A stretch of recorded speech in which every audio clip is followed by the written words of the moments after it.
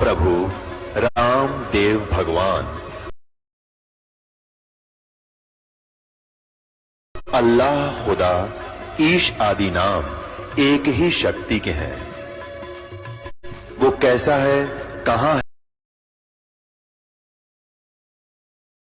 है, कैसे मिलता है, किसने देखा है? ये प्रश्नवाचक चिन्ह पूर्ण रूप से हटाने के लिए अवश्य सुनिए जगत गुरु तत्वदर्शी संत रामपाल जी महाराज के अमृत वचन सर्व पवित्र धर्मों के पवित्र शास्त्रों के आधार पर। परमात्मा स्वयं आते हैं, एक लीला करके दिखाते हैं कि भक्त को केवल इतना ही पर्याप्त है, इससे अधिक नहीं।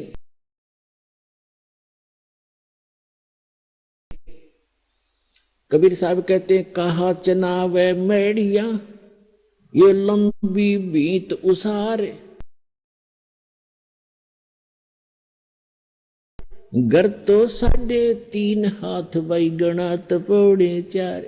क्या प्रसन्न हो रहा है, लंबी लंबी द्वार खींच कर लंबी लंबी मेड़िया बनाता है, बड़े दीवाने बनाकर ऊंची ऊंची कोठियां गाड़ रहा है, महल हवेली बना रहा है। परमात्मा कहते हैं, घर तो 3.5 हाथ गणाते पौड़े 4, 3.5 होठ हाथ कहते हैं 3.5 हाथ को। ये जो हाथ है यहां से लेकर यहां तक कौनी तक, ये एक हाथ कहलाता। और प्रत्येक स्त्री या पुरुष का अपना शरीर 3.5 हाथ का होता है। ये 3 तो पूरे और आधा इतना होता है। परमात्मा कहते हैं, आप चाहे 4 मंजिल की कोठी बना रखिए और 20-20 कमरे कक्ष हैं, एक चारपाई पे इतने स्थान पर सोओगे आप, किसी कोने में कहीं डाल लेना, तो ये बाकी बकवाद किस लिए कर रखी है? तो परमात्मा कहते हैं, घर तो 3.5 हाथ और गणा तो 3.25। कहने का भाव ये नहीं है कि तुम आपके 3.5 हाथ होना लो, यानी आवश्यकता से अधिक बनाने की कोई आवश्यकता नहीं। वो हमारी मूर्खता होगी। आवश्यकता अनुसार मकान बनाओ, 2 कमरे हैं, 3 चाहिए, 4 चाहिए, अपने परिवार अनुसार, या एक में ही काम चलता है तो क्यों डले डोए बेमतलब के। भक्ति उद्देश्य रखे और भक्ति में बाधा करे, उस वस्तु और उस रिवाज को तुरंत त्याग दे, परंपरा को। अप्रसंग चल रहा है, हम उसी पर आते हैं। तो वो परमात्मा प्रत्येक युग में आते हैं और प्रत्येक युग में ऐसी लीला करते हैं, कमल के फूल पर आकर विराजमान होते हैं। और कमल का फूल जल में होता है, जिस कारण से हमारे सदग्रंथों में उस परमात्मा को नारायण कहते हैं। ये भी नारायण हैं, जितने सतर के ये नारायण हैं। ये भी शेष नाग पर लेट के तो नारायण हो गए। हम शंकर भगवान को भी नारायण मानते हैं, वो भी भगवान है।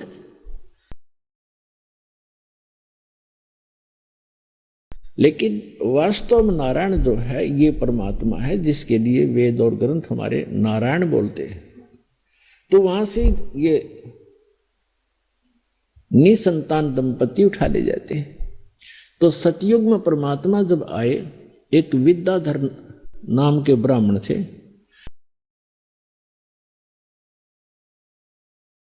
और दीपिका नाम की उनकी धर्मपत्नी थी। वो ससुराल से आ रहा था अपनी पत्नी को लेकर के। तो परमात्मा तालाब के ऊपर विराजमान थे, तो तालाब के अंदर कमल के फूल पर शिशु धारण किए लेटे हुए थे। उनकी दृष्टि पड़ गई, उस बच्चे को उठा करके अपने घर ले आए। तो वहां उनकी परवरिश हुई।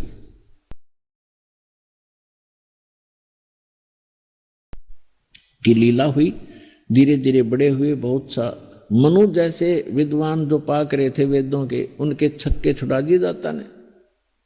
लेकिन उसको वामदेव कहने लगे। वामदेव, वामदेव माने उल्टा ज्ञान देने वाला।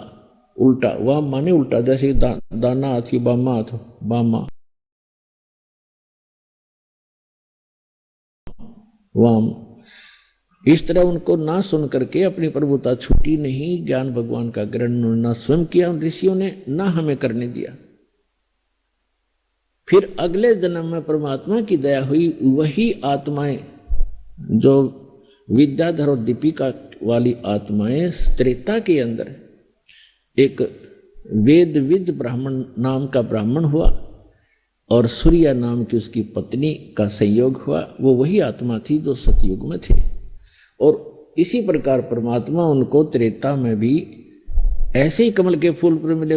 मुझे क्षमा कीजिए, मैं 15-20 दिन की कह के गया था, महीना लग गया, महाराज मुझे माफ करना। अब वो महात्मा उसके मुंह तरफ देखा, भगत उसके मुख की तरफ देख रहा है। बात क्या बोल रहे हो आप क्या कह रहे हो? ये पोटली कहां से ले आए? ये सामान कहां से लाए हो? ये क्या? उसने बताया जी मैं घर से आया हूं अपने वहां से। अब वो समझ पारा काफी देर में समझ में आई वृद्ध का। अरे तू अपने घर से आया है? कि हाँ जी मैं तो आज आया हूं, उस दिन का गया हुआ। उसका तो रोम रोम खड़ा हो गया। रो पूरी तरह, ए भगवान इस पापी ने आपसे मैं टट्टी तक उठवाई, उस नीच का कहां उद्धार होगा? तो पुण्यात्माओं परमात्मा कहते हैं तुम अब जो तुम्हारा सच्चा साथी है, तुमेव माता च पिता, तुमेव बंधु च सखा, तुमेव विद्या च धर्म, तुमेव सर्व मम देव देव। उसको भूल के हम इन अन्य पर आसरा रख लेते, इसलिए हम भगवान से दूर होते चले जाते हैं। तो यहां गरीबदास साहिब जी ने कहा है कि त्रिलोचन के भय भरतिया माने नौकरे, ऐसी भक्ति कमावे, ऐसी भक्ति करे, भगवान साथ रहेगा आपके। तो इस प्रकार अब जैसे जिन बहन भाइयों के विशेष कर इंसान तो थोड़ा बहुत सोच समझ भी लेता है, लेकिन बहनों का दिल नहीं डटता जिनका संतान नहीं होती, क्योंकि उसको समाज नहीं जीने देता। घर जाते हैं, घर वाले कुछ दिन चुप रहते हैं तो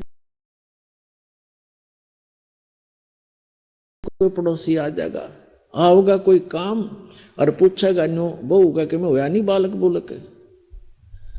अब वह के कहेगी सासू अक ना कुछ ना होया, कई साल हो गए ब्याह ने, एक जातक तो चाहिए था बता, और देख लो कोई दूसरा ब्याह करवा लो।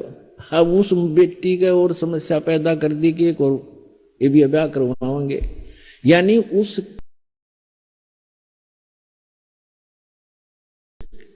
उसके भूल पड़े तो कोई और आकर के रिश्तेदार आकर कहेगा। कहने का भाव ये है कि जब तक ज्ञान नहीं प्राणी को तो जीना हराम कर देते हैं। आदमी तो बाहर रहता है, कभी कभी सुनता है ये बातें, टाल जाता है, मन समझा लेता है, लेकिन उस बहन के बस की बात नहीं। अंत में वह इतनी दुखी हो जाती है। और यदि संतान तो भगवान ने देनी है, रो ले चाहे पीट ले, और नहीं भाग में है तो कति नहीं मिला, चाहे 6 ब्याह करवा ले। एक संतान की भी देखे, हम लड़के को मैं तो ज्यादा देते हैं। दास जूनियर इंजीनियर था, सेवा करता था जब नौकरी इसमें हरियाणा गवर्नमेंट की, जूनियर इंजीनियर की। तो उस समय एक कॉन्ट्रैक्टर था ठेकेदार, वो उस समय लगभग 55 वर्ष की आयु थी उस आदमी की, 55 से भी ऊपर होगा। और उसके 4 लड़कियां थी, लड़का कोई नहीं था। और चारों लड़कियों का विवाह कर रखा, पोते पोतियां लाओ, दोते दोतियां ला हो रहा, पुत्र नहीं। तो उसकी पत्नी को किसी ने कह दिया कि तू अपनी बहन का ब्याह करवा दे, इसका पुत्र हो जाएगा। उसने अपनी छोटी बहन से उसका विवाह करवा दिया। उसके कट्ठिए 2 छोरी हुई, 2 लड़की हुई कट्ठिए जुड़वा। वो खुद बताओ था ने बोला जी भाग बिना ना मिला कदी, मैंने तो उसका जब ऑपरेशन करवा दिया, फैमिली प्लानिंग का पीछा छुटवा हो ब्याह, तो भाग में है नहीं तो क्यों पंगे में 5 दे भाई, मतलब दुखी करो। ओ यहां पर जो काम करने का उसको भूल गए। और यदि वो बहन जिसके संतान नहीं हो रही है तो वो अंत समय में इसी तमन्ना में मर जाती है तरफ के अंदर। और इस काल का इतना गंदा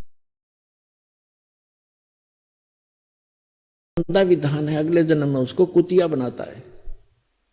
अगले तो संतान ना हुई इसलिए तड़पती हुई मरी है, अब इकट्ठी 8-8 पैदा कर ले और पेटा भर ले अपना मां बनकर। अगले जन्म में सूरी बना देगा, अगले 12-12 इकट्ठे पैदा कर ले टिंडे।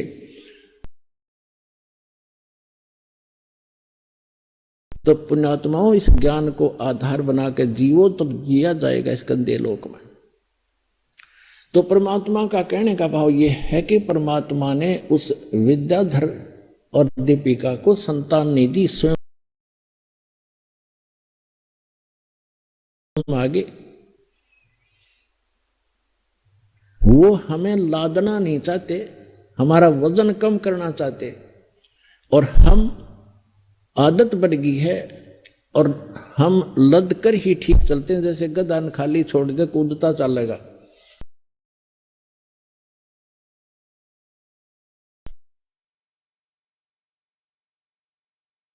नहीं हो सकते। लेकिन जब ज्ञान हमें हो जाएगा फिर हम कोई लादो चाहे मत लादो, हम सीधा चलेंगे, हम हंस हो जाएंगे। तो इस प्रकार जो परमात्मा हमें बताना चाहते हैं, और यदि आपको संतान है, आपका संस्कार है, आपका कोई कर्जा है लेना देना, जैसे एक समय ये सुखदेव ऋषि थे, अब परमात्मा अपने सूक्ष्म वेद में हमें ज्ञान देते हैं। सुखदेव ने 84 भुगती बना पजावे खरवो, तेरी क्या बुनियाद पुरानी तू पेंडा पंथ पकड़वो। सुखदेव ने 84 भुगती बना पजावे खरवो। सुखदेव ऋषि हुए हैं, 84 लाख योनियों में कष्ट उठाता हुआ गधे की योनि भी उसने भोगा। और गधा जो है, कुम्हार विशेषकर प्रयोग करते हैं गधों को, और पहले पुजावा लगाया करते जिसको किलन बोलते थे, पुजावे में ईंटें पकाया करते थे। तो गधा वहां ईंटों को नीचे से कच्ची ईंटें ले जाता और पुजावे के ऊपर 30-30, 20-20 फुट ऊंचा हो जाता था, राख वहीं रख देते थे उपलों की, उसके ऊपर ही लगा लेते थे कुम्हार, उस राख को इधर उधर नहीं ले जाते थे। तो 30-40 फुट ऊपर ले जाता, वहां से पक्की तुरंत लाद देते उसके बोरे पर, नीचे छोड़कर जाता, कमर टूट जाती, और फिर आहार करने के लिए जंगल में जाता है गधा। तो परमात्मा कहते हैं सुखदेव ने 84 भुगती बना पजावे खर, खर माने गधा, बना पजावे खर वो, और तेरी क्या बुनियाद पुरानी तू पेंडा पंथ पकड़े वो। तेरी क्या औकात है भले आदमी, तू वो साधना पकड़, वो पेंडा माने मार्ग, वो साधना कर जिससे तेरा यु जन्म और मरण 84 लाख योनियों का झंझट छूट जाए। जब सुखदेव ऋषि का जन्म हुआ, ये 12 वर्ष मां के गर्भ में रहे, और मां के गर्भ में 3 महीने के बाद बच्चे को, वैसे तो 2 महीने के बाद बच्चा गर्भ में बॉडी में प्रवेश होता है,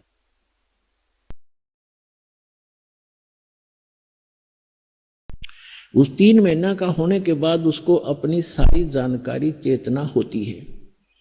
मैं कौन था, कहां था, क्या क्या दुख मैंने भोगे, अब मेरा उद्देश्य क्या है, कितने अच्छे संस्कारों से मुझे मनुष्य जीवन मिला है। तो उस समय वो यही सोचता है किसी प्रकार एक बार मैं इस गर्भ से बाहर जाऊं, और जो ही समझने योग्य होऊंगा भगवान की भक्ति करूंगा, परम संत की खोज करूंगा और सत्य भक्ति किया करूंगा। यहाँ का कोई संत संसार का सुख में संग्रह नहीं करूंगा, सुख संपत्ति। लेकिन बाहर आते ही ये तीनों गुण, रजगुण ब्रह्मा, सतगुण विष्णु, तमगुण शिव जी का जो प्रभाव है ये इसको अचेत कर देता है। कोई चेतना पूर्व जन्म की नहीं रहती, एकाध को रह जाती है, वो थोड़ी बहुत अधूरी सुधूरी सी होती है। तो क्या हुआ, सुखदेव ऋषि जब मां की गर्भ से बाहर आए, 12 वर्ष की आयु, 12 वर्ष की अंदर ही हो गए थे, लेकिन मां के गर्भ से बाहर निकलते ही वो 12 वर्ष की आयु एकदम ग्रहण कर गए। इतना शरीर बॉडी बन गया उसको, अंदर इतना नहीं था, बाहर आते ही एकदम उस सत्र का हो गया। तो व्यास जी उसके पिता थे। व्यास जी ने इंतजार किया था कि पुत्र होगा, क्योंकि वो ऋषि थे, उनको मालूम था कि गर्भ में पुत्र है। आशा लगा रखी थी, तो उठकर चल पड़ा। सुखदेव ऋषि माता पिता की ओर देखा भी नहीं। तो व्यास जी ने, वेद व्यास जी ने कहा कि बेटा सुखदेव, बेटा सुखदेव, मुझे तेरे दर्शन तक कर लूं, तेरी शकल तक देख लो, मैंने 12 वर्ष इंतजार किया तेरा।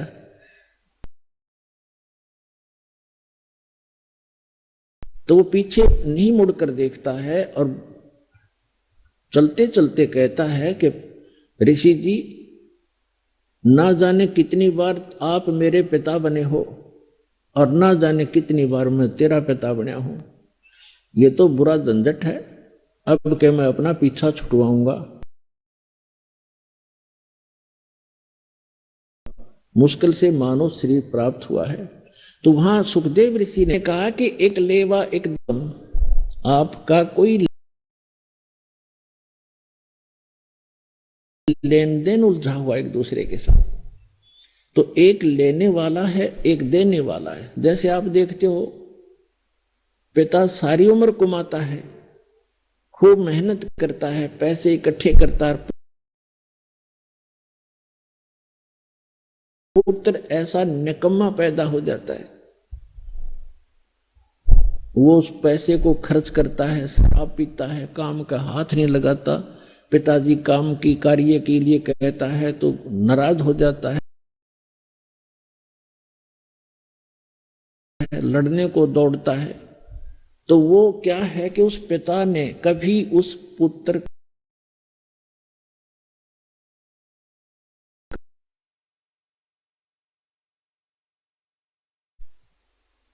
और कई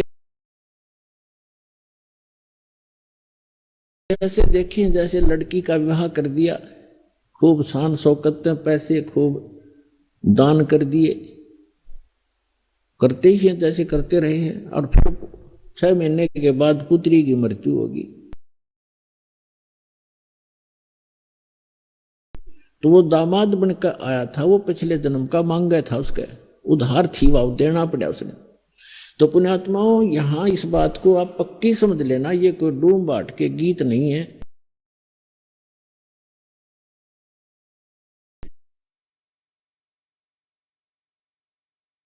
पर विश्वास करना।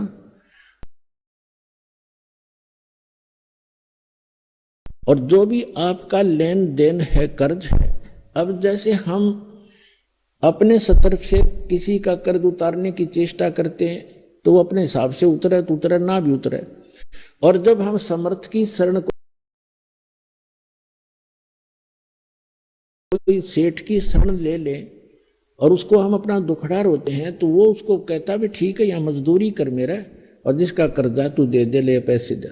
जहां 20 का कर्जा था, उसे एक ने तार दिया और उसे एक का रह गया, और वहां तनख्वाह भी अधिक दे रहा है, तो जल्दी मेरे से भी क्लियर हो जाएगा।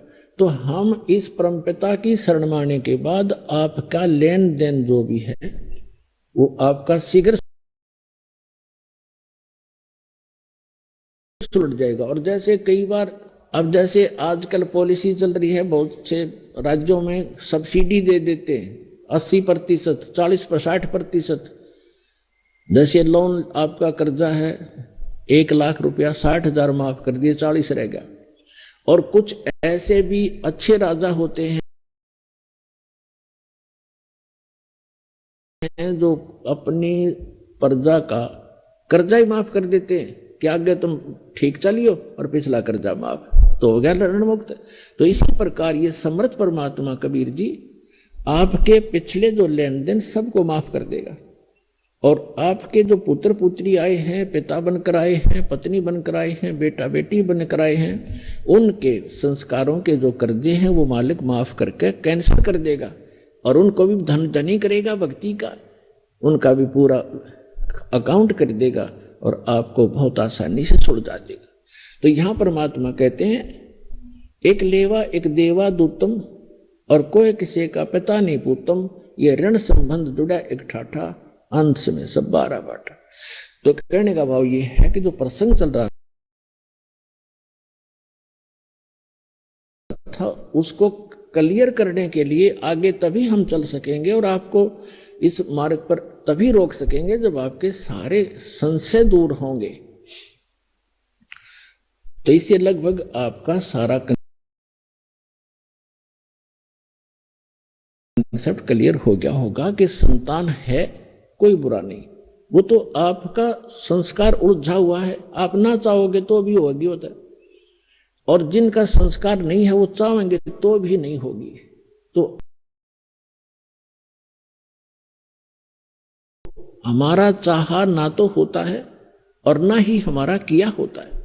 यह भी भूल हमारे अभी तक लगी हुई थी कि मैंने मेहनत की तो कोठी बना दी। मेहनत तो मजदूर आपसे घनी करता है। जो एक सेठ है वो तो सारा दिन एक बैठा दुकान पर, मजदूर सारा दिन मेहनत करता है और उसको तो 100 रुपये मुश्किल से मिलते हैं, 200 रुपये, और वो मनमाना 5,000 का 10,000 का रोजाना अकाउंट करता है। तो मेहनत भी चाहिए, लेकिन केवल मेहनत से बात नहीं बनेगी। परमात्मा साथ होगा तो मेहनत सफल होगी, थोड़े में घना लाभ होगा। जैसे आपको बताया है कि जैसे एक तो हाथ से आटा पीसते हैं,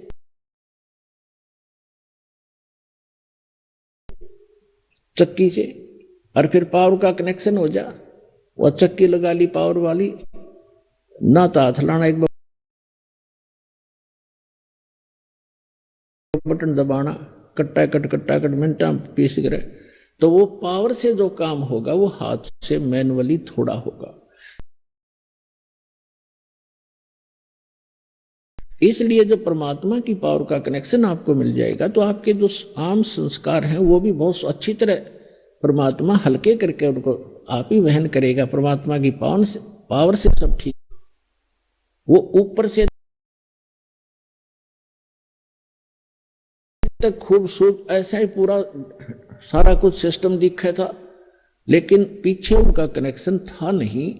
इसलिए जो उनसे पावर, उन नकली डुप्लीकेट पावर हाउसों से जिन्होंने लाइट ले रखी थी, कनेक्शन ले रखे थे, उनके घर पर पावर काम करे नहीं थी। तो ये जितने भी नकली पंथ हैं, संत हैं, ये सभी डुप्लीकेट हैं, इनके पास पीछे कनेक्शन नहीं है। उदाहरण के तौर पर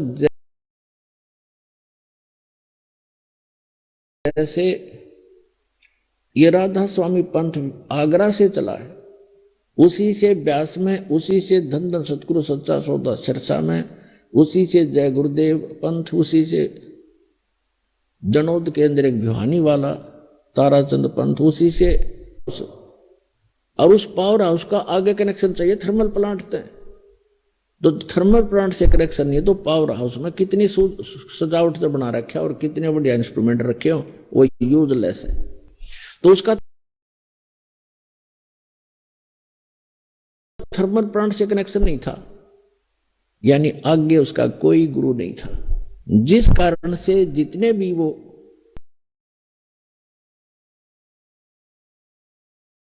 अनुयायी हैं उस राधा स्वामी पंथ, धन धन सदगुरु पंथ, सच्चा सौदा सिरसा और जगमाल वाली, और जहां पर भी छोटे मोटे इनके बहुत सी ब्रांचें बनी हुई हैं, उन सभी को समझ लेना चाहिए कि जब पीछे से पावर हाउस का ही कनेक्शन नहीं है थर्मल प्लांट से, तो आगे लाइट आ नहीं सकती। सपना भी मत लेना।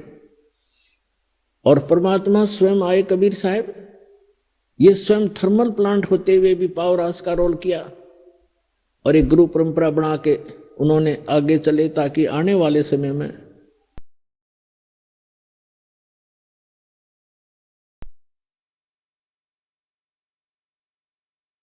है ही हैं, लेकिन वो मर्यादा, सबसे मर्यादा पुरुषोत्तम है, ये सबसे श्रेष्ठ भगवान है जो सबसे ज्यादा मर्यादा रखने वाले हैं, और मर्यादा से सब काम हो यहां पर होते हैं, कार्य होते हैं। तो कहने का भाव ये है दास का कि जिसमें आपको इस कबीर परमात्मा का ये कनेक्शन मिल जाएगा, आपको यहां से उपदेश दीक्षा मिल जाएगी, उसके बाद पुण्यात्माओं आप देखना, आप सोच भी नहीं सकोगे कि सचमुच हम सुना करते भगवान ऐसा करता है, ऐसा करता है। आप डेली देखा करोगे, अगर आप किसी को बताओगे आपका यकीन नहीं होगा उसको, ये झूठ बोला सारी, और आप सारी सच्ची कह भी नहीं पाओगे बताने वाले को, कहीं नो सोचा मूर्ख से। आपको इतना सुख देगा यो कबीर भगवान, ये सत्कर मान। अब आपको इस परमात्मा का लाभ शीघ्र से नहीं मिल पा रहा। कुछ एक तो ऐसे होते हैं, नाम लेकर जाते हैं, दूसरे या तीसरी बार आकर बताते हैं जी मुझे ऐसा लाभ हो गया, ऐसा सुख हो गया, और दूसरे भक्त अभी लग रहे हैं, वो उनको राहत नहीं मिल पा रही। उसके दो कारण होते हैं, एक आए फल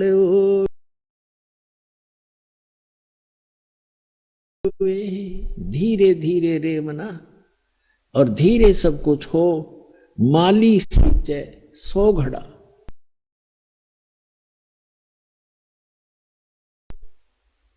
और समय आने पर फल हो। जैसे एक आम का पेड़ लगाया किसी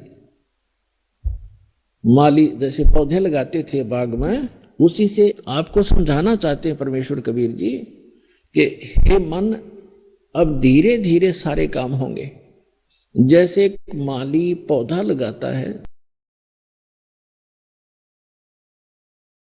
छोटा सा पौधा होता आम का, उसमें सैकड़ों घड़े पानी के डालता है, यानी 10 वर्ष 5 वर्ष, आजकल थोड़े जल्दी हो जाते हैं, 4-5 वर्ष लगा लो, तो पहले 10 वर्ष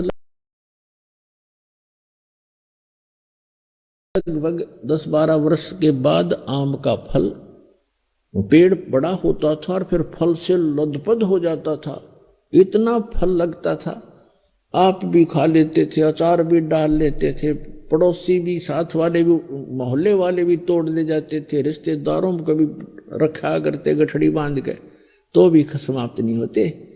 तो परमात्मा कहते इस भक्ति रूपी आम के पौधे को अब बोया है आपने, बीज बोया है, नाम लिया, इसको समय दो थोड़ा सा, इसको होने दे प्रफुल्लित, बड़ा होने दो, और फिर देखना इतना सुख दे देगा ये मन, ये भगवान का आपका मार्ग, कि आपको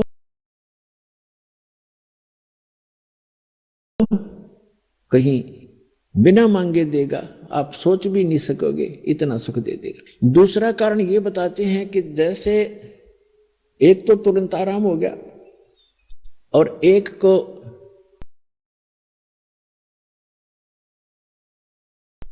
महीना, 2 महीने, 6 महीने, वर्ष भी लग जाता है, लेकिन होगा गारंटीड, ये सच कर मान लेना।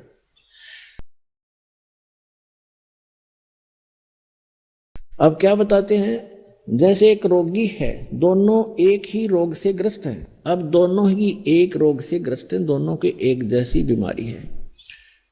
अब डॉक्टर एक को कहता भी तेरी तो स्टार्ट है अभी, और वो मनमाने 2 खुराकों से आराम हो जाता है, और दूसरे कहता भी लेट बहुत हो गया, तेरी बीमारी पुरानी हो गई है, समय लगेगा, तो उसको महीने में 2 महीने में ठीक हो जाएगा।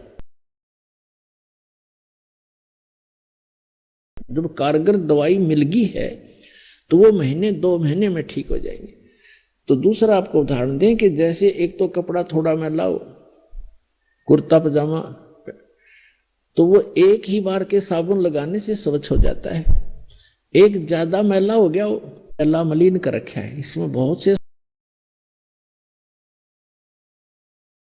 संस्कार जमा हैं जो वहीं से अंकुरित होते, और फिर ही भगवान की भक्ति मिली है। आपको ये साबुन और तेल मिला है सत साधना का, अब शुरुआत करे रहो। किसी का तो एक ही बार में ठीक हो जाएगा, किसी का फिर कुछ समय के उपरांत होगा अवश्य।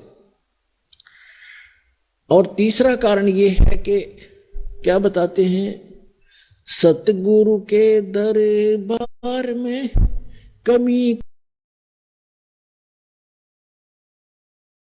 कहे की ना, हंसा मोज नहीं पावता तेरी चूक चाकरी मां।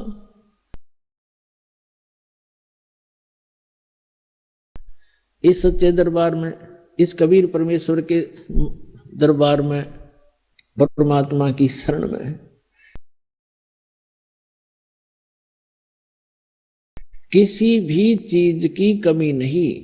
इस कबीर परमात्मा के डिक्शनरी में इम्पॉसिबल वर्ड नहीं है। ये वो समर्थ परमात्मा है।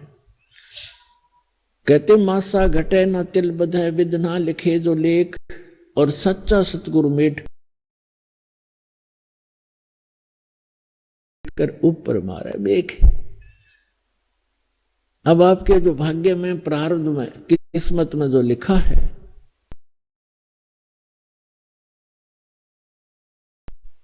उसको कोई नहीं समाप्त कर सकता, आपको भोगना ही पड़ेगा। कौन नहीं कर सकता? जैसे श्री ब्रह्मा जी, श्री विष्णु, श्री शिव जी,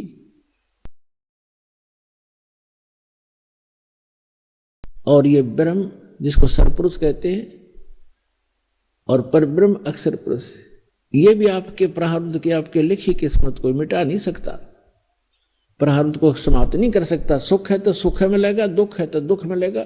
और जैसे आप पुण्य पाप कर रहे हैं वो अलग से संग्रहित होते चले जाएंगे आपके। जैसा कर्म करोगे वैसा ही मिलेगा। और परम अक्षर ब्रह्म सत्य पुरुष कबीर भगवान की शरण में जब आप आ जाओगे, आपके इस पाप कर्मों का नाश कर दिया जाएगा और शुभ शुभ शेष रह जाएंगे और आगे शुभ प्रारंभ हो जाएंगे। अब जैसे पहले किसान को ये औषधि प्राप्त नहीं थी, अब औषधि का एक खोज हो गई है, डिस्कवरी हो गई है कि ऐसी औषधि नहीं था, अब वो बनाने वाला मिल गया, वो बना ली। तो इसी प्रकार परमेश्वर कबीर जी ने ये जड़ी बहुत पहले बनाकर रखी हुई थी और हमारे कबीरपंथी भी इसको नहीं समझ सके, जिस कारण से हम अभी तक वही कर्म फल ही भोगते रहे। तो अब दास को दे दी वह औषधि जो आपके पापों का नाश कर सकती है आपके, क्योंकि दुख पाप से होता है। अब जो कष्ट आते हैं वो पाप के कारण आते हैं और पाप नाशी हो गया इस भक्ति से, फिर कष्ट कहां से आएंगे? जब कांटे से दुख होता है, फसल में कांटेदार झाड़ियां उग जाती थी और वो दवाई ने वो पहले खत्म कर दी, स्टार्ट से ही बड़ी थी वो भी गला दी, जला दी, तो कांटे नहीं रहे, तो नुकसान हानि कहां से होगी? दर्द नहीं होगा। इसी प्रकार पुण्यात्माओं इस समर्थ की शरण में आने से कहते हैं कि सतगुरु के दरबार में कमी काहे की ना, और हंसा मौज नहीं पावता तेरी चूक चाकरी में। अब कहने का भाव यह है कि यदि आपको लाभ नहीं हो रहा तो आपकी कोई मर्यादा में भंग है।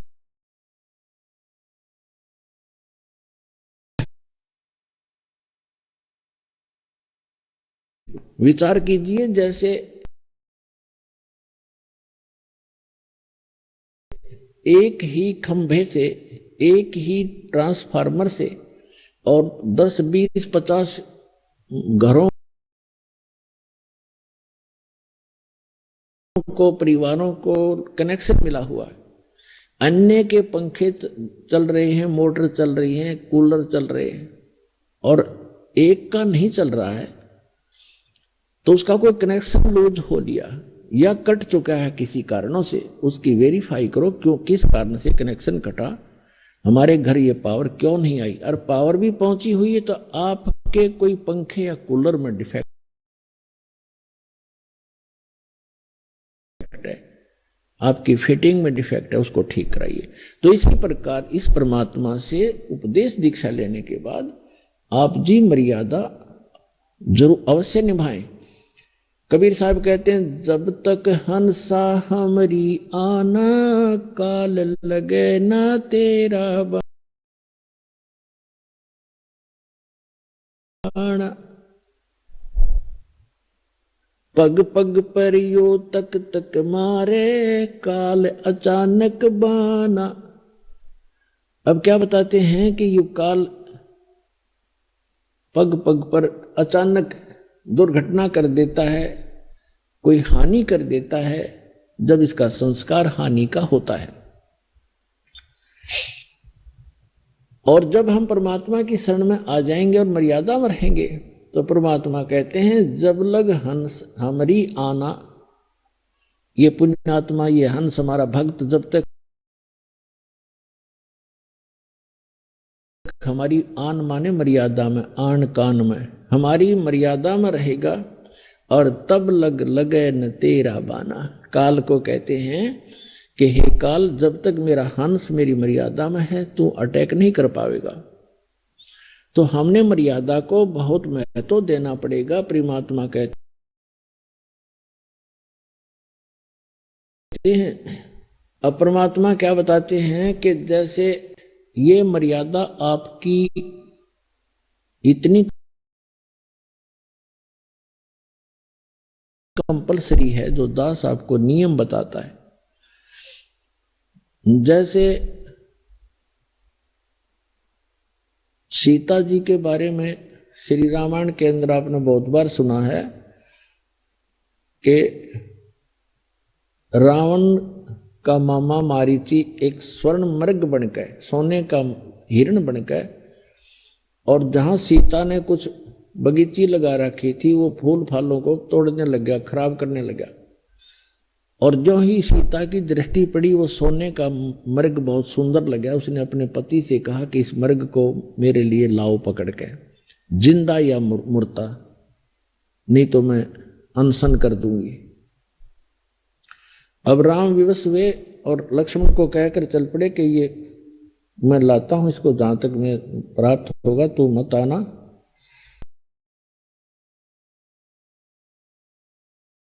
और यहां सीता की सुरक्षा रखना जंगल का काम है।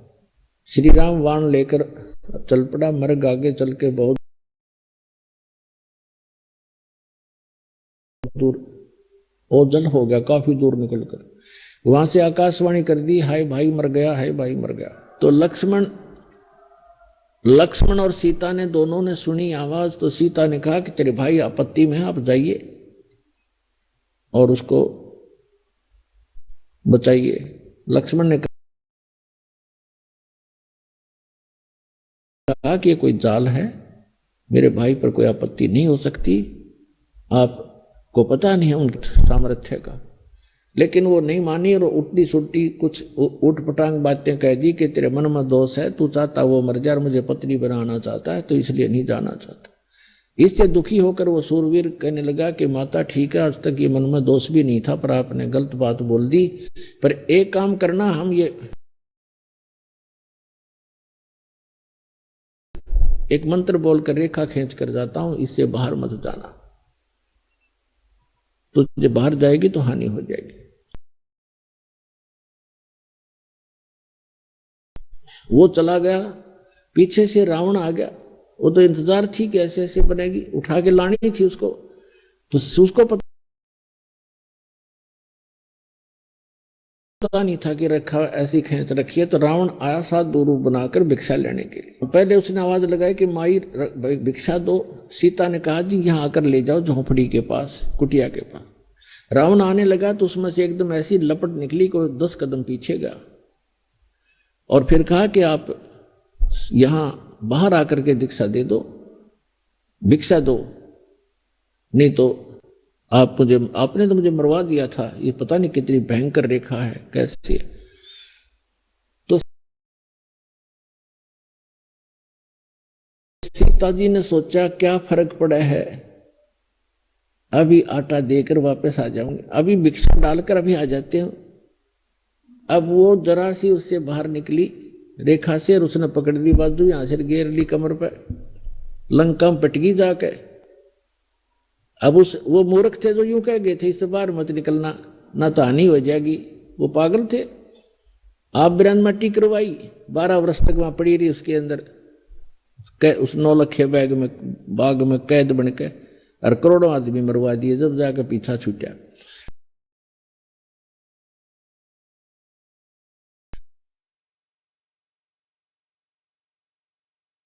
इससे बाहर जाओगे तो मार तुम आप खाओगे। तो परमात्मा कहते हैं जब लग हंसा हमरी आना, और काल लगे नी तेरा बाणा। मर्यादा भंग होकर के भी आप अपने हानि उठा सकते हो और आपको लाभ भी बंद हो जाएगा। उसके लिए तरीका है कि वापस आइए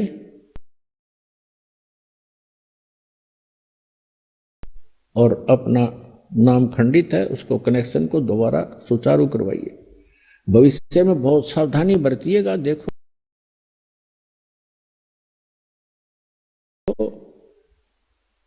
जैसे कई भक्त नाम लेंगे, नाम खंडित हो गया, उधर से कोई संस्कार ऐसा खराब आ गया, नाम खंडित हो गया, तो आप व्यक्ति तो समझता है कि नाम लेकर आया था ये, इसको देखो ये हानि होगी, लेकिन उनको ये नहीं पता और स्वयं को भी नहीं पता कि ये लक्ष्मण रेखा लांघ चुका है, इसलिए इसको हानि हुई है, अन्यथा हो ही नहीं सकती, नहीं तो भगवान का विधान फेल हो जाएगा। तो इसलिए आपने यह सावधानी बरतनी पड़ेगी। अब क्या बताते हैं परमात्मा, 100 वर्ष सतगुरु की पूजा, एक दिन आन उपासी, वो अपराधी आत्मा पड़े काल की फांसी।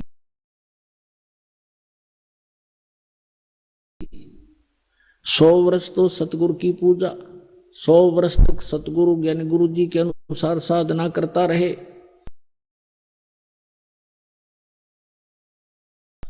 और एक दिन आन उपासना कर ली, आन शास्त्र विधि को त्याग कर जो मनमाना आचरण वो कर लिया जो पहले करते थे आप, तो कहते हैं वो अपराधी आत्मा फिर पड़े काल की फांसी। अब क्या होगा, कैसा बुरा बनेगा आपके साथ। जैसे आप जी ने दीक्षा ले ली, 1 वर्ष 2 वर्ष 4 वर्ष आपने साधना कर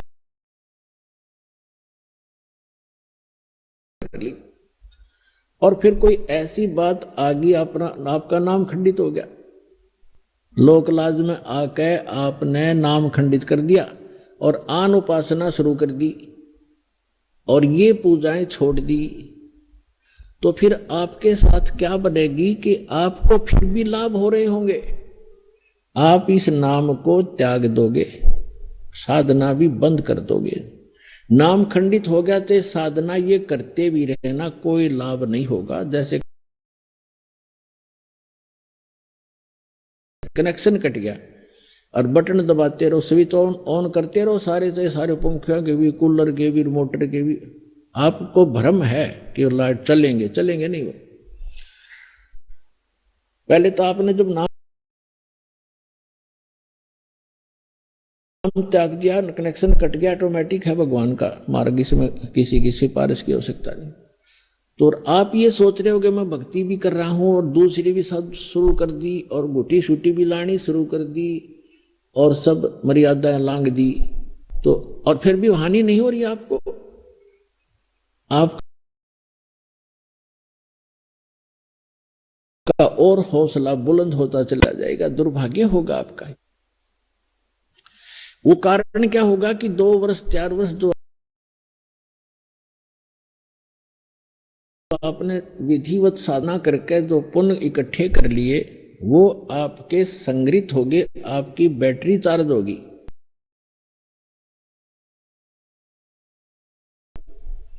इन्वर्टर की, और आगे चार्जर खत्म हो गया, कनेक्शन रहा नहीं, लाइट आपके पास है नहीं,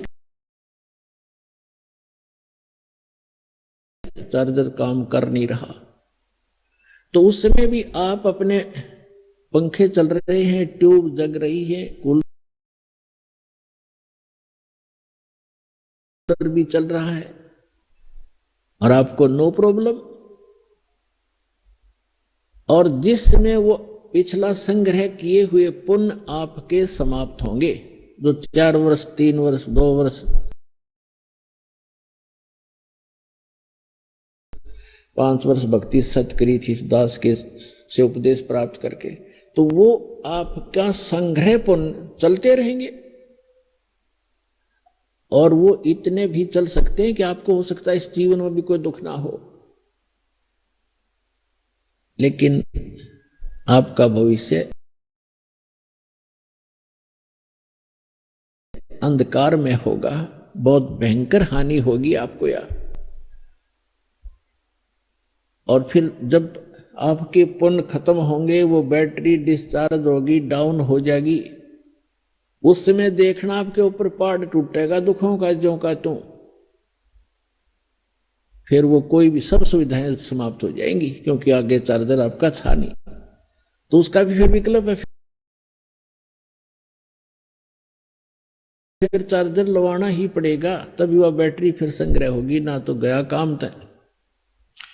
ये दास बहुत पहले से कहता रहा है, जैसे क्योंकि पहले तो ज्ञान नहीं था और शुरुआत सन 1994 से दास दीक्षा देना प्रारंभ कर रखी है गुरुदेव के आदेशानुसार। और ये सन 2001 के आसपास 2001 को इस दास को प्रेरणा हुई कि ये जो ज्ञान कबीर भगवान ने हमें दे रखा है सूक्ष्म वेद में, उससे तो दास पूरा परिपूर्ण था, आधारित था, उसी को लेकर आगे चल रहा था, वही गुरुदेव ने हमें बताया था। तो दास की एक तमन्ना थी, हार्दिक प्रार्थना थी भगवान से कि यदि आप वाला ज्ञान भगवान अगर हमारे हिंदू धर्म के या सभी धर्मों के सदग्रंथों में भी मिल जावे तो आपके बच्चों तक आपका संदेशा पहुंचाने में दास को सुविधा हो जाएगी, अन्यथा ये मानेंगे नहीं। क्योंकि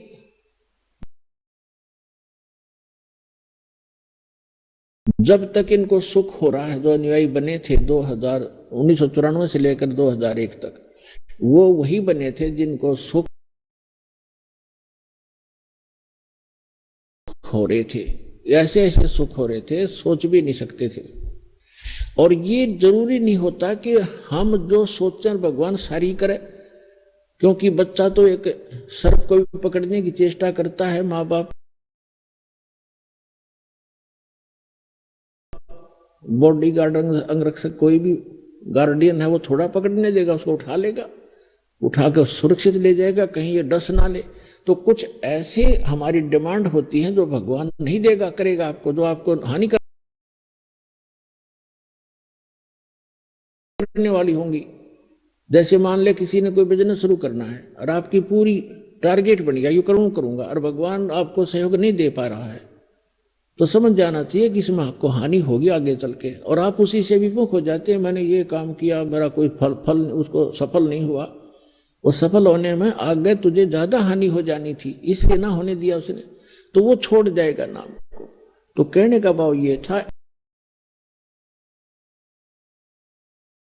ऐसे बहुत से चले गए जिनको 6 सुख दिया, और एक जिसने वो चाह रहा था और भगवान नहीं चाह रहा था उसको देना, वो नहीं दिया, तो वो 6 सुख भूल के उस एक दुख को लेकर चला गया। लेकिन 1 वर्ष 2 वर्ष 4 वर्ष जो उसने भक्ति की, दान किया, सेवा की, पाठ करवाया, वो तो संग्रहित हो गए। उसके बाद वो वहां से जाने के बाद वो काम तो चले, चाहे उसका हुआ ना हुआ, पर और ठीक होते रहे। तो उसका दुर्भाग्य था, उसको ये महसूस नहीं हुआ कि तेरा कनेक्शन कट गया, और ये पुण्य जो संग्रह तू कर लिया, ये 1 वर्ष 2 वर्ष 4 वर्ष 10 वर्ष भी चल सकते हैं, लेकिन आगे क्या बनेगा ये ज्ञान नहीं था। अब ये दास देख रहा है जो 10-10 वर्ष 15-15 12-12 वर्ष हो गए नाम त्याग गए, जो 2-2 वर्ष 3-3 वर्ष 4-4 वर्ष साधना कर छोड़ गए। अब आ रहे हैं लुटपिट के दोबारा रोते हुए कि वही दुख फिर शुरू हो गए। और मैं प्रतिदिन कहा करता सत्संग में कि ऐसे दुख आएंगे ये जो चले गए यहां से, अब रोते हुए आ रहे हैं, उनको वही दुख फिर प्रारंभ हो गए। तो पुण्यात्माओं, ये ज्ञान का होना प्रथम है। जैसे श्रीमद् भगवत गीता अध्याय नंबर 4 के श्लोक नंबर 33 में कहा कि अर्जुन, द्रव्य में यज्ञ से ये ज्ञान यज्ञ श्रेष्ठ है। द्रव्य में यज्ञ है, जैसे कहीं कंबल बांट दिए तो धन से धर्म होता है, कहीं पर भंडारा कर दिया कि तो हॉस्पिटल या धर्मशाला बनवा दी। कहते हैं इसकी अपेक्षा पहले तू ज्ञान समझ, ज्ञान यज्ञ श्रेष्ठ है। ज्ञान यज्ञ माने जैसे गीता अध्याय नंबर 4 के श्लोक नंबर 32 में कहा है कि अर्जुन, जो साधनाएं मैंने अभी आपको अध्याय नंबर 4 के श्लोक 25 से लेकर और 30 तक बताई हैं, ये सभी अपने अपने हिसाब से सभी साधनाएं करते हैं और अपनी अपनी साधनाओं को ये सभी पापनाशक जानते हैं। लेकिन सच्चिदानंद घन ब्रह्म ने अपने मुख से बोली वाणी वो तत्व ज्ञान है, उसको सूक्ष्म वेद कहते हैं हम, संत भाषण। वो सूक्ष्म वेद है, वो तत्व ज्ञान है और उसके अंदर विस्तार से सब ज्ञान कहा गया है। विस्तार से धार्मिक अनुष्ठानों यज्ञों की जानकारी उसमें बहुत विस्तार के साथ है। वो सच्चिदानंद घन ब्रह्मणे मुखे, यह अनुवाद गलत कर रखा है गीता अनुवादकों ने, यहां लिख दिया वेद की वाणी में। वेद की वाणी तो गीता है ही सारी, वो तो गीता ज्ञानदाता कहता, वो ज्ञान तो इससे अन्य है और वो भगवान बोलता खुद आकर के अपने मुख कमल से कहता, वो है तत्व ज्ञान। तो उसमें क्या कहा है कि सच्चिदानंद घन ब्रह्म की वाणी में, उसके मुख कमल से उतरित वाणी में यानी कबीर वाणी में विस्तार से कहा गया, उसको तो तत्वदर्शी संतों को से समझ, वो तत्व ज्ञान है। तो यहां तो चौथे अध्याय के 33वें श्लोक में कहा है कि द्रव्य में यज्ञ से ज्ञान यज्ञ श्रेष्ठ है। पहले तो ज्ञान समझ,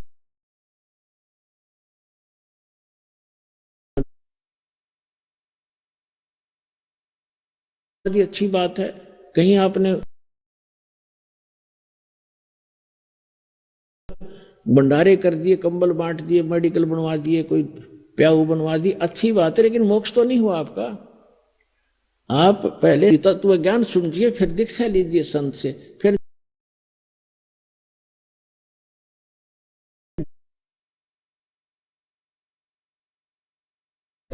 पथ अपथ्य का आपने ध्यान रखना पड़ेगा, तब आपका उपचार होगा। तो इसी प्रकार आपने सबसे पहले ज्ञान समझना चाहिए और ज्ञान समझ के उसके बाद फिर अपना सत भक्ति जैसे गुरु जी बताएं वैसे करने से ही आपको लाभ होगा। तो यहां दास का जो उद्देश्य है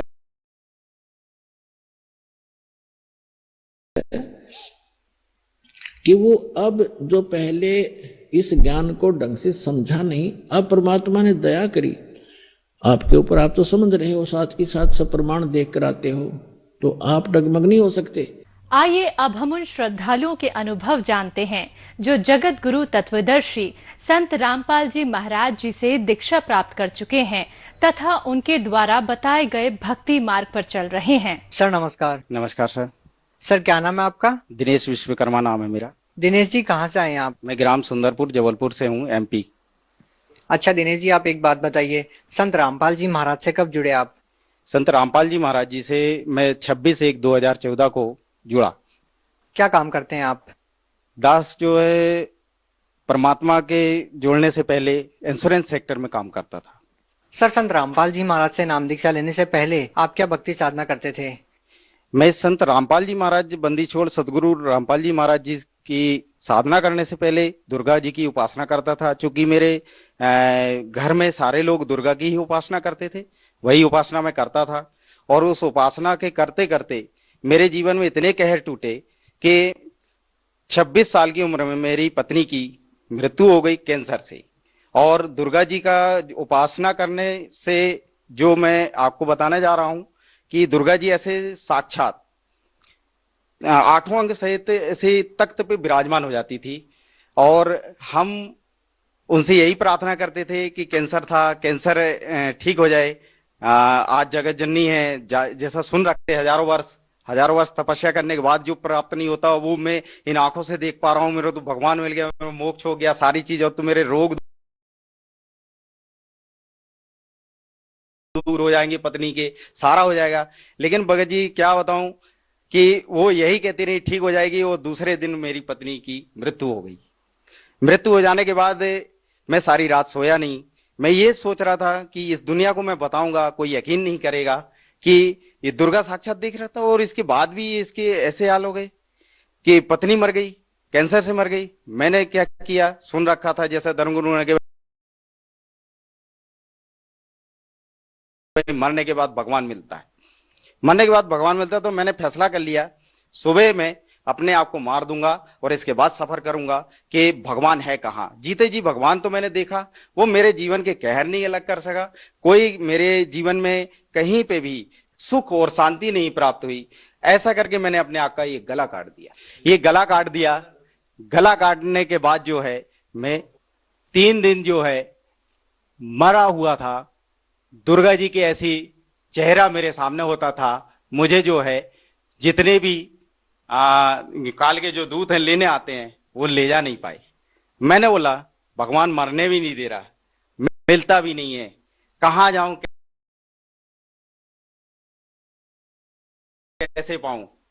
जब ये चीज हुई, मेरे प्रश्नों का उत्तर नहीं मिल रहा है, मरने देता नहीं, मिलता है नहीं, भगवान है कहां। ऐसा करके जो है मैं प्रश्नों पे प्रश्न मेरे अंदर से उठ रहे थे। फिर हुआ क्या सर जी कि मैं तीसरे दिन जब अपने होश में आया तो मैं बेड पे पाया, हॉस्पिटल में पड़ा हुआ था। मैं बोल रहा हूं, मेरी आवाज नहीं निकल रही है। तो मैं इशारा किया कि मेरी आवाज क्यों नहीं सुन रहे। कोई सुनने वाला नहीं, सब देख रहे हैं। एकदम से उन्होंने देखा, अरे इसको होश आ गया, होश आ गया, ठीक है। इसके बाद क्या हुआ, मैंने सोचा कि यार जब इनको सुनाई ही नहीं दे रहा, अच्छा कौन कितने सवाल पूछते, क्यों तूने गला काट लिया, क्यों ये कर लिया। मैंने बोला अच्छा रहा, चल एक काम तो अच्छा किया मेरे जीवन में, कम से कम बोलने का जो था वो बंद कर दिया। किस किस को जवाब देता मैं। सर, हम जीवन में बहुत कम ऐसे लोगों को देखते हैं जिनकी आस्था, जिनकी भक्ति इतने उच्च स्तर पे हो, इतनी आस्था उनकी हो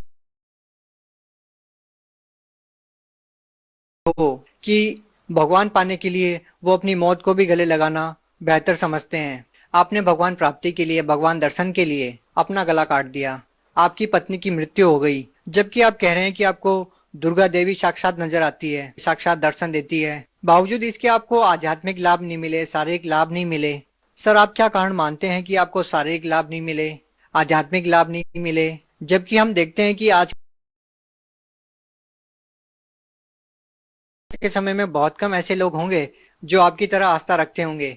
बहुत कम लोग ऐसे होंगे जो अपने जीवन को दांव पर लगा सकते हैं भगवान प्राप्त करने के लिए। सर, क्या कहना चाहेंगे, आखिर आपको आध्यात्मिक शारीरिक लाभ क्यों नहीं मिले? सर, इसमें यह है, जो आज तक हमारे धर्मगुरुओं ने जैसा हमें ज्ञान दिया, शास्त्र के विरुद्ध ज्ञान दिया और उसकी जानकारी दी, उसी पद्धति को हमने जीवन में सुना, आचरण में लिया, उसको करते रहे। उसको करने के बाद परमात्मा कहते हैं, बंदी छोड़ सतगुरु रामपाल जी महाराज अपनी वाणी में कहते हैं कि भाई जो 3 देव की करते भक्ति उनकी कभी ना होवे मुक्ति। परमात्मा अपनी वाणी में फिर कहते हैं कि माई मसाणी शेर शीतला भैरव भूत हनुमंत, जो इनको पूजता है हम कोसों इनसे दूर होते हैं। परमात्मा अपनी वाणी में कहते हैं। हमको ये बात मालूम नहीं थी, क्योंकि हमको सच्चा ज्ञान देने वाला कोई गुरु आज तक नहीं मिला। क्या आप ये कह सकते हैं कि संत रामपाल जी महाराज की शरण में जाने के बाद आपकी वो खोज पूरी हुई?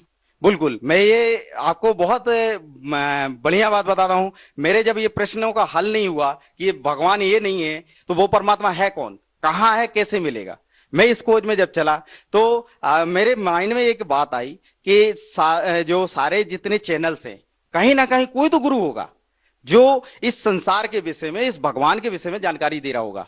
ये प्रेरणा हुई मेरे अंदर ऑटोमेटिक। पता नहीं क्यों मैंने फिर सारे चैनल, सुबह से बैठता था, दिन के 6-7 बजे जो है मैं बैठ जाता था और 11-12 बजे तक मैं चैनल देखता था, सत्संग सुनता था, देखता था, कोई राम की कथा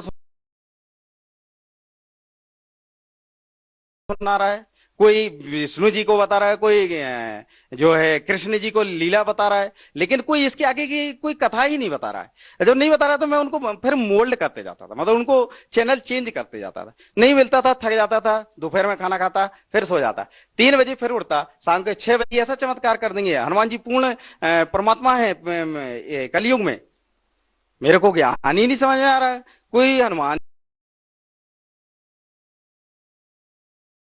जी को भगवान बता रहा है।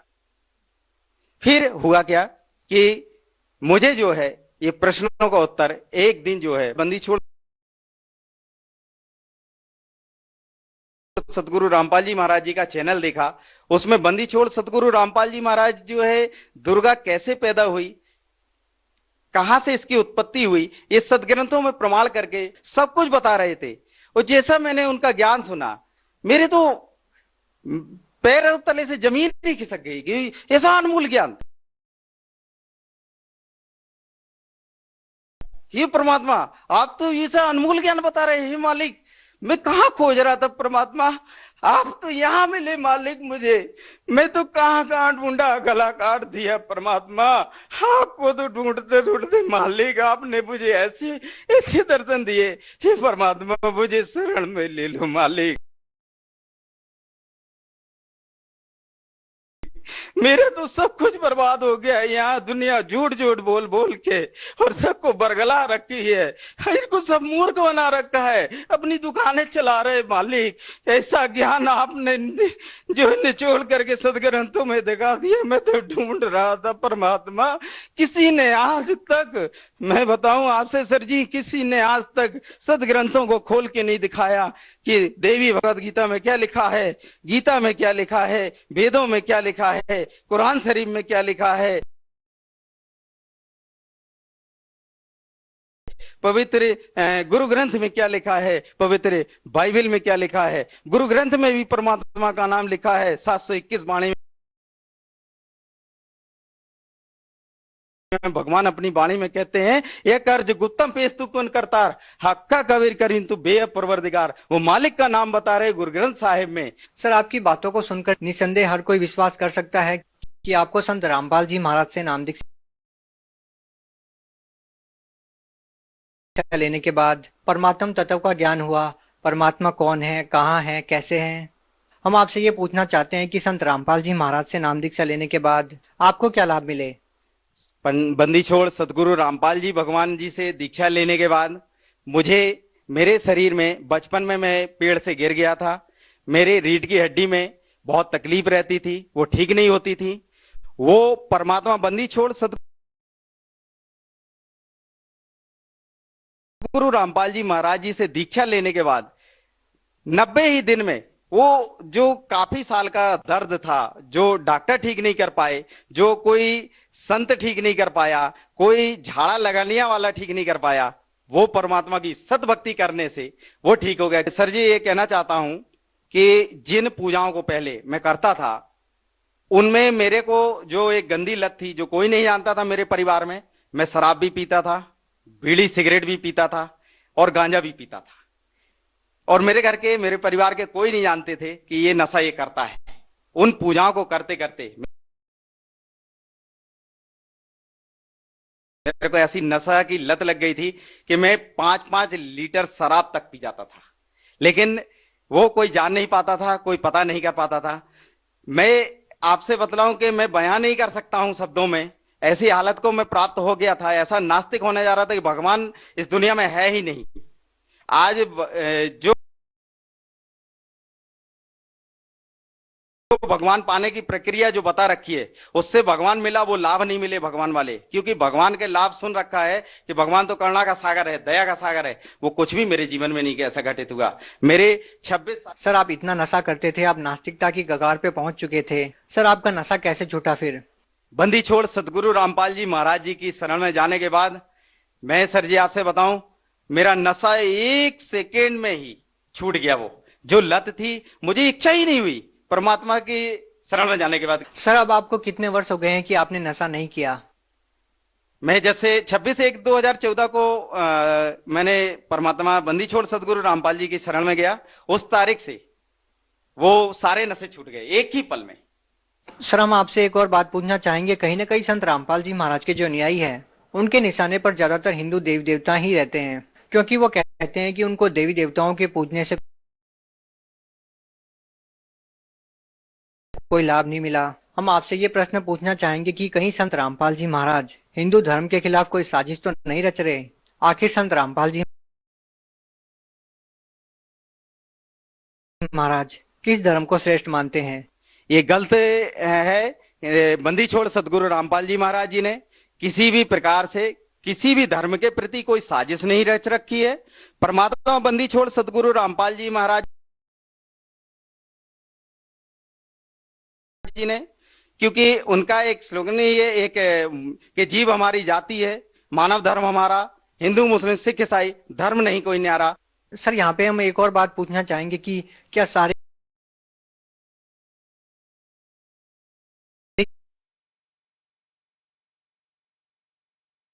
जाकिर नाइक का उन्होंने बहुत खुला चैलेंज किया था कि आज इस संसार में कोई भी गुरु हों दो, कोई भी महात्मा हों दो, कोई भी शंकराचार्य हों दो, मैं उससे डिबेट करना चाहता हूं, मैं डिबेट करने के लिए इच्छुक हूं। बंदी छोड़ सदगुरु रामपाल जी महाराज जी ने बहुत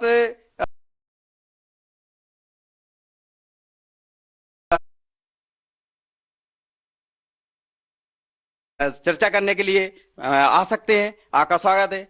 बंदी छोड़ सदगुरु रामपाल जी महाराज जी का ज्ञान ऐसा है कि इस दुनिया में उसका कोई सानी नहीं है। सर, अंतिम प्रश्न आपसे पूछना चाहेंगे कि सर, आप भगत समाज को क्या संदेश देना चाहते हैं, जो आज देवी देवताओं की पूजा करते हैं, नकली धर्मगुरुओं के जाल में फंसे हुए हैं, या ये कहें कि कहीं ना कहीं नशे की गिरफ्त में है, उन लोगों को आप क्या कहना चाहेंगे? सर, भगत समाज को मैं प्रार्थना करता हूं, हाथ जोड़ के दोनों हाथ से प्रार्थना करता हूं, जिस भगवान को ये सारी दुनिया ढूंढ रही है वो परमात्मा पूर्ण ब्रह्म परमात्मा संत रामपाल जी महाराज जी के चोले में आज इस धरातल पे बैठा हुआ है। सभी भक्त समाज और जबलपुर एमपी से, जैसा मैंने बताया, मैं ग्राम सुंदरपुर से हूं, उससे ग्राम सुंदरपुर से लगे हुए 10 गांव हैं, उन सभी भोली पुण्य आत्माओं से मैं प्रार्थना करना चाहता हूं, एक बार संत रामपाल जी महाराज जी के मंगल प्रवचनों को सुने, उस ज्ञान को सुने और संत रामपाल जी महाराज जी से बहुत जल्द से जल्द दीक्षा लेकर के अपने जीवन का कल्याण कराएं और मोक्ष प्राप्त करें। जी धन्यवाद। सत साहिब।